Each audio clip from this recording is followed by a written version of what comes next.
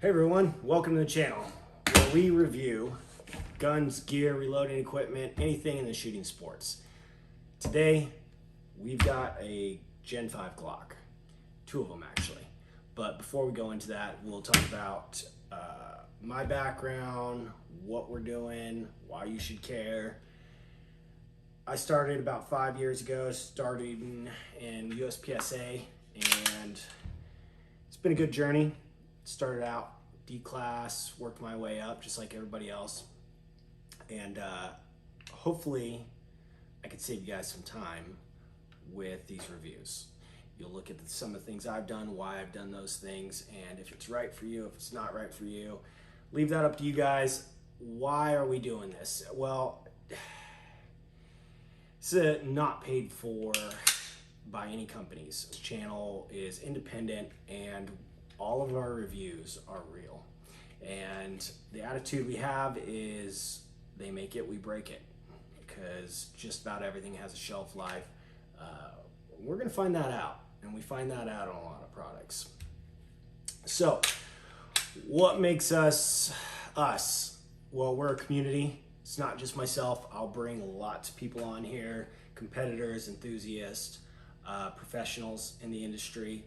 And if we haven't tried it, we're not going to review it. We're not going to give you some paid for, oh, well, we received money and we like it content. We're just not going to do that. We're going to make stuff, we're going to find a breaking point of things.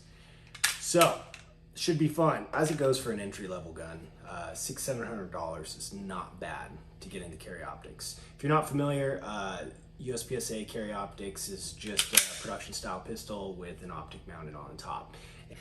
Are there better carry optics guns out there? Absolutely. Shadow 2, but you're about 1,500 into that.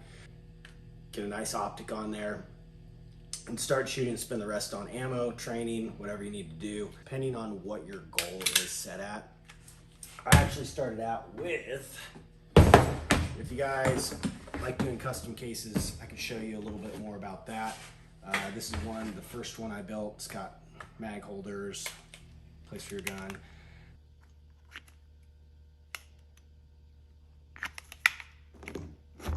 This is actually the first gun that I shot when getting a carry optics. Spent about as little as I could. It's $1,200 into a gun just to get into carry optics. So I bought Glock 17 Gen 5 with a Leupold Delta Point Pro. We will do a dot review. This is more or less just kind of an entry level. This is what you can get. Not a bad starting point. If you want to spend like $1,000 and get into carry optics, this is a great option. I didn't do much to this, and I just kind of left it the way it was. We'll go into this one. So what do I have done to this one? Johnny Glock trigger, SRO, and air recoil spring, just stainless steel. And if you're not familiar with the Johnny Glock triggers, they are not too bad. Essentially what he does is takes a standard trigger and polishes them, puts his angle on it, puts in set screws so you can actually adjust the travel or over travel on this trigger. It's still a stock trigger. It's not terrible. It's not like a 2011, but what do you expect? I mean, if you're looking to do it on a budget and have something reliable, then this is a great alternative to going down that route. I haven't had any issues other than I had one time where after I installed it, I was having issues where I would pull the trigger back and it wouldn't break. And I noticed it's just a set screw on the back. So once I adjusted that, it was fine. It works, it's reliable.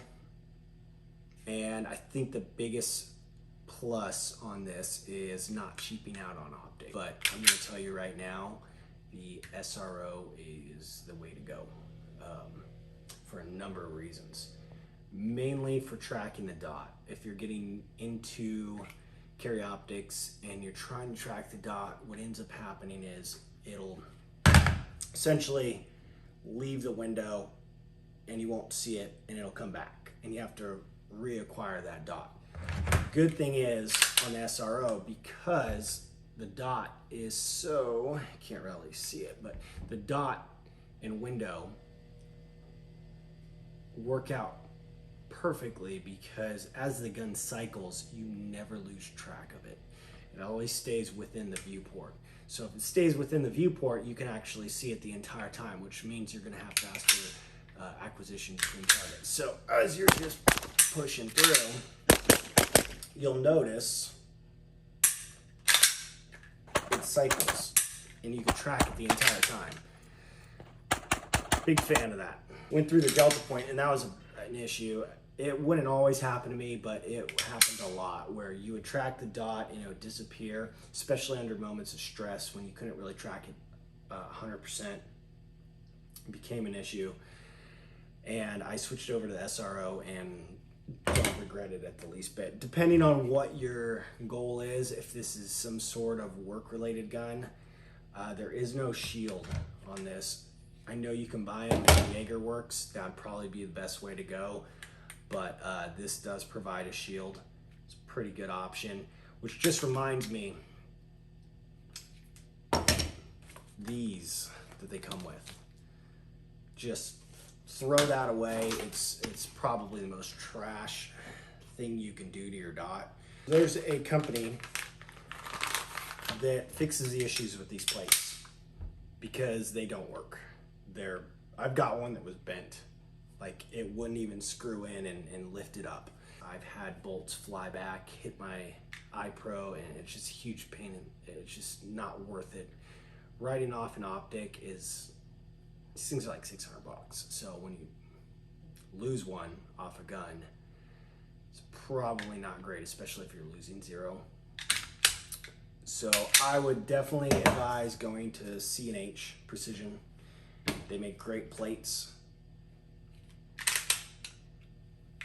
I know a lot of people like to go down that road of doing Zeb triggers and get all crazy with it, but I think just get a nice solid Timney, Johnny Glock, something of that nature, and I think you'll be in a good spot.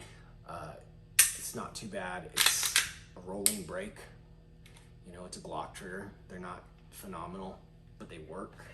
I can't tell you how many times I've seen somebody with, you know, $3,000 gun just throw away their entire day because it didn't work, because mags were dirty, whatever it may be. That's the one thing for this price range. The only thing holding it back is the person on the gun. You're not gonna have to worry about it failing on you. You will fail before it does. I have had it fail, but that was just because I shot about 2,500 rounds before I cleaned it. So go figure, of course it's gonna fail at that point in time.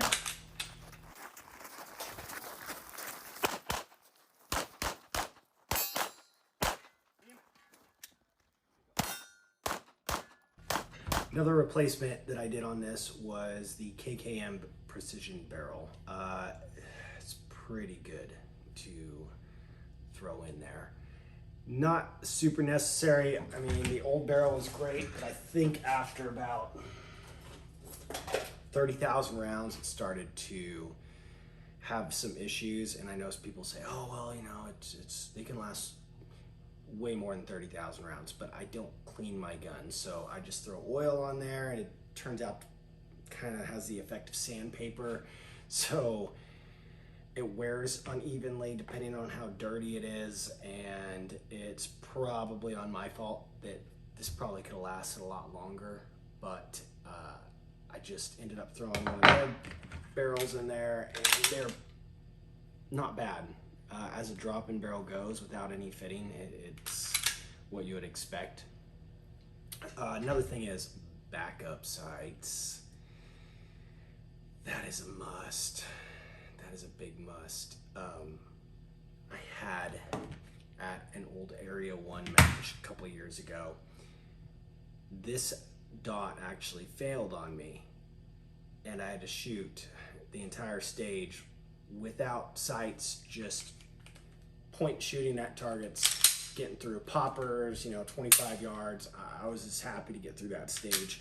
It was rough. It was bad. So I learned my lesson, put backup sights, because these dots do fail. They have a life. This has been pretty good. This had a lifespan. I'll go into more about dots on another episode, but yeah, buy once, cry once. It's definitely the mentality. You buy once, you cry once, you don't have to deal with it ever again. You get what you paid for. I know everybody's been buying hollow suns, yet I've been trying a red dot version on a rifle. So far so good, but it is hit and miss. Another great thing is about these is that everybody makes a holster for them. So you can get one from Red Hill Tactical. They make a decent holster for USPSA style. And then you can go, if this is a work gun, you go with a Safariland, which has a retention system in here, really great. This works really well. I actually like this. Is actually my night vision setup, which we will be talking about more. We can go into talking about belts, legs, leg straps, anything to keep the gun in the holster. This is something I just got in a 2-gun, tried my first time, and I watched people's guns fly out of the holster, and there's nothing more embarrassing than when your gun flies out of your holster. So depending on what you're using this for, this is not bad alternative too. If you're not running around with it outside of the holster, want something a little bit quicker, you can go with this. So how would I label this? Oh man, this is, I would place this as, from a competitive standpoint, as something super reliable. It's not the fastest, it's not the best feeling, but it will not fail you. So if you're having issues where you constantly have double feeds and things aren't working out well, I would run with one of these, because you can go out, have a good time, skill build, learn, and it will not fail you. That goes with a lot of other things though. You're gonna have to replace with a reliable trigger, something you trust, reliable optic, and just do maintenance, cleaning your gun every at least 1,500 rounds is helpful. And yeah, it's not terrible. It works really well.